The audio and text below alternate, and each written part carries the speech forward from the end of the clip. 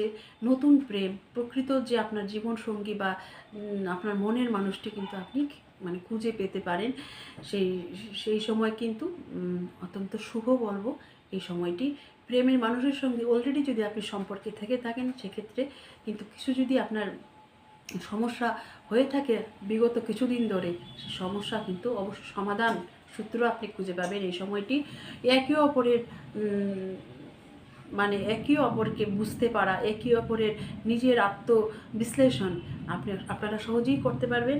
তার ফলে কিন্তু অনেক সমস্যা সমাধান হবে, একে অপরের প্রতি প্রেমের গভীরতা কিন্তু বৃদ্ধিপ্রাপ্ত হবে। কারণ ভাগ্যের ঘরে কিন্তু চলে আসছে পঞ্চমপতি, সে দ্বাদশপতিও ভাগ্যের ঘরে। সেক্ষেত্রে বলবো দ্বাদশপতি যেহেতু, সেক্ষেত্রে কিছু কিছু ক্ষেত্রে দ্বাদশ ঘর আমাদের বিদেশকে বোঝায়। সেই সময় কিন্তু বিদেশ ভ্রমণ, তারপরে বিদেশে গিয়ে পড়াশোনা যারা বা আপনারা করতে চাইছেন, অনেক দিনই ধরুন বিদেশে যাওয়ার জন্য চাইছিলেন কিন্তু সেটা হয়ে উঠছিল না, এই সময় কিন্তু আপনি বিদেশে যাওয়ার সুযোগ, বিদেশে গিয়ে উচ্চশিক্ষা লাভ করার ইচ্ছা অনেকের থাকে, সেই পরিকল্পনা কিন্তু বাস্তবায়িত হতে পারে এই 52 দিনের মধ্যে। অত্যন্ত কিন্তু ভালো সময় এই সময়টি।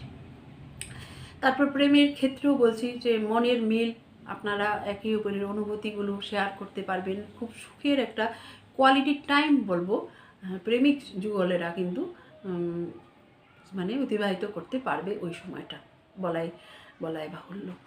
তারপর উচ্চশিক্ষার কথাও বললাম, প্রেম, পঞ্চমপতি নবমে আসছে, বাবার শরীর স্বাস্থ্যের উন্নতি, আবার দ্বাদশপতিও আসছে।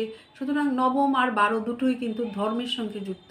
সুতরাং আধ্যাত্মিকতা, স্পিরিচুয়ালিটি, এই সময় বাড়িতে পুজো পাঠ হওয়া ইত্যাদি ইত্যাদি, কোনো মাঙ্গলিক অনুষ্ঠান হওয়া। কারণ মঙ্গল এর এই আপনার দ্বাদশপতি এবং পঞ্চমপতি নবমে আসার ফলে আপনার কিন্তু অনেক কটা হাউস অ্যাক্টিভ হয়ে যাচ্ছে। সেক্ষেত্রে পঞ্চম ঘর, নবম ঘর, দ্বাদশ ঘর এবং মঙ্গলের দৃষ্টি পড়ছে কোথায়? আপনার দ্বাদশে। সেই ক্ষেত্রে কিন্তু শুভ, আগেই বলেছি, রোগ, রিপু, ঋণ ইত্যাদি ইত্যাদি সমস্যাগুলো আপনার যেগুলো মানে হবে, সেক্ষেত্রে কিন্তু অনেকটা সলভ আউট হয়ে যাবে সেই সমস্যার। সেক্ষেত্রে দ্বাদশে দৃষ্টি দিচ্ছে মঙ্গল এখানে বসে। সুতরাং দ্বাদশ ঘরের সঙ্গে যুক্ত যারা বিদেশের সঙ্গে যুক্ত আছে তাদের ক্ষেত্রেও বলবো অত্যন্ত শুভ সময়।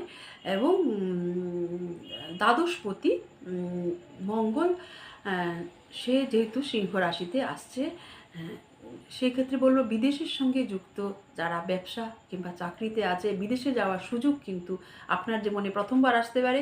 আপনি সপরিবারে সবাইকে নিয়ে বিদেশে ভ্রমণ, ফরেন ট্রিপে আপনি বেরিয়ে পড়তে পারেন।